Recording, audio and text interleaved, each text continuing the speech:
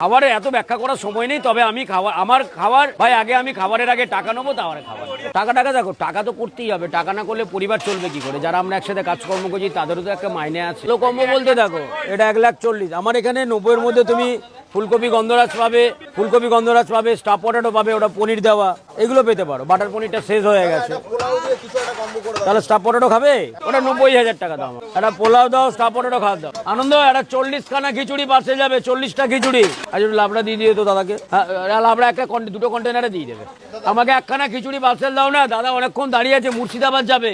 দাদা রেডি হয়ে গেছে, দাদা খাবারটা নাও। কে নেবে এটা? আপনি ওই হিসেব করুন, 4-7 28 2,80,000 টাকা, মানে 2800 অনেক হয়ে গেছে। এটা 90,000 টাকা হয়েছে।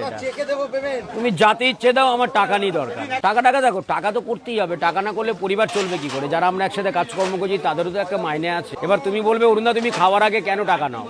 তার একটা প্রয়োজন আছে, খাবার আগে কেন টাকা নিই? এত খাবারগুলোর মনে রাখা সম্ভব হয় না যে কে কি খেলো না খেলো। এবার এখানে একদিন থাকো, তাহলে বুঝতে পারবে কেন খাওয়ার আগে টাকা।